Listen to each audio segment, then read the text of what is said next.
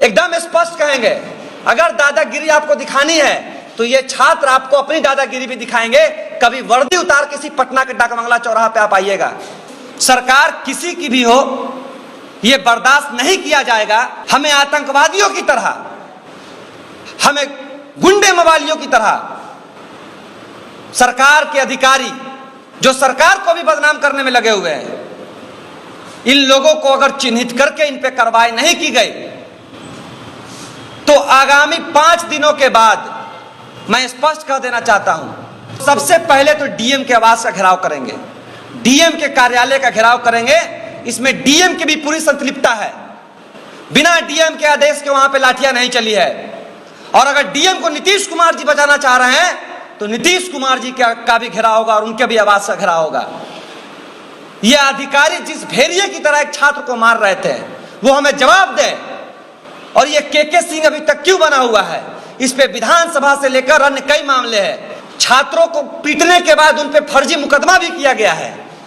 और जो छात्र पटना के पीएमसीएच में भर्ती हैं, आप देख सकते हैं कि देख लीजिए क्या स्थिति है उनकी।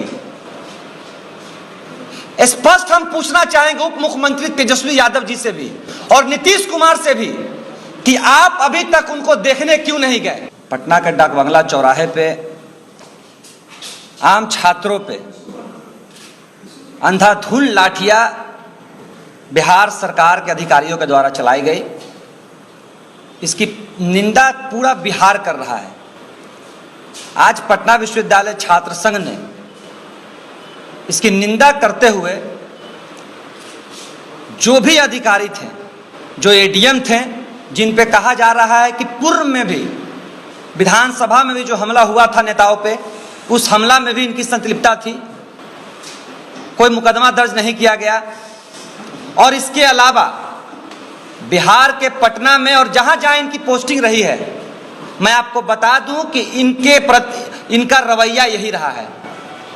अगर माननीय मुख्यमंत्री उप मुख्यमंत्री तेजस्वी यादव जी ने प्रेस कॉन्फ्रेंस के माध्यम से छात्र और युवाओं को यह बताया कि जिन्होंने ये बर्बरतापूर्ण हरकत की अगर कार्रवाई करेंगे तो मैं तेजस्वी यादव जी से स्पष्ट सवाल पूछूंगा कि माननीय उप मुख्यमंत्री जी, ये कार्रवाई कितने दिनों में खत्म होगी और उन छात्रों को न्याय कब तक मिलेगा।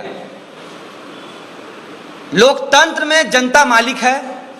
अगर अफसरशाही लोकतंत्र में हावी होगी तो मेरा स्पष्ट मानना है कि लोकतंत्र नहीं बचेगा। अगर महागठबंधन की सरकार कहती है कि वो जनता की सरकार है, गरीब मजदूरों की सरकार है, छात्र युवाओं की सरकार है, मैं स्पष्ट कहना चाहूंगा जल्द से जल्द कार्रवाई। और अगर कार्रवाई नहीं होगी, सरकार किसी की भी हो, मैं स्पष्ट कहूंगा, मैं एक छात्र नेता हूं, छात्र लीडर हूं, सरकार किसी की भी हो, यह बर्दाश्त नहीं किया जाएगा कि एक गरीब मजदूर का बच्चा जो रोजगार के लिए, बहाली के लिए पटना में शांतिपूर्ण तरीके से आंदोलन, जिस शांतिपूर्ण आंदोलन को संविधान कहता है कि आप कर सकते हैं, संविधान को मद्देनजर रखते हुए जो संविधान बाबा साहब भीमराव अंबेडकर ने हमें हक दिया है, उस हक के नाते अगर हम आंदोलन कर रहे हैं सड़कों पे, हमें आतंकवादियों की तरह, हमें गुंडे मवालियों की तरह सरकार के अधिकारी जो सरकार को भी बदनाम करने में लगे हुए हैं, इन लोगों को अगर चिन्हित करके इन पे कार्रवाई नहीं की गई तो आगामी 5 दिनों के बाद, मैं स्पष्ट कर देना चाहता हूं, 5 दिनों के बाद पटना विश्वविद्यालय छात्र संघ, एसटीईटी, सीटीईटी जितने भी छात्र हैं वो सबसे पहले तो डीएम के आवास का घेराव करेंगे, डीएम के कार्यालय का घेराव करेंगे। इसमें डीएम की भी पूरी संतृप्तता है। बिना डीएम के आदेश के वहां पे लाठियां नहीं चली है। और अगर डीएम को नीतीश कुमार जी बचाना चाह रहे हैं तो नीतीश कुमार जी का भी घेराव होगा और उनके भी आवास का घेराव होगा। ये अधिकारी जिस भेड़िए की तरह एक छात्र को मार रहे थे वो हमें जवाब दें।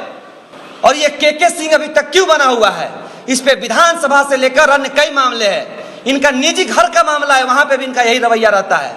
अगर प्रशासन और शासन निरंकुश हो जाएगा तो छात्र युवा आंदोलन नहीं करेंगे तो क्या करेंगे, आत्मदाह करने के लिए घरों में बैठेंगे।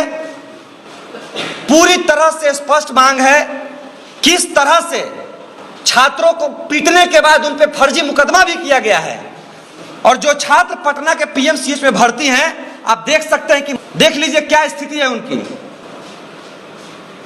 स्पष्ट हम पूछना चाहेंगे उप मुख्यमंत्री तेजस्वी यादव जी से भी और नीतीश कुमार से भी कि आप अभी तक उनको देखने क्यों नहीं गए। पटना के पीएमसीएच में पूरी रात वो भर्ती थे और भर्ती होने के बाद प्रशासन का रेड पड़ रहा है हॉस्पिटलों में। प्रशासन का रेड भाई क्यों?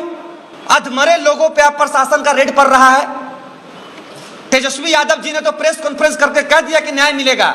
अगर यही अन्याय, अगर एक छात्र किसी पुलिसों पे अगर एक पत्थर भी चला देता तो शायद हमें लगता है कि ये बहुत बड़ा अपराधी और माफिया बन जाता अभी बिहार में।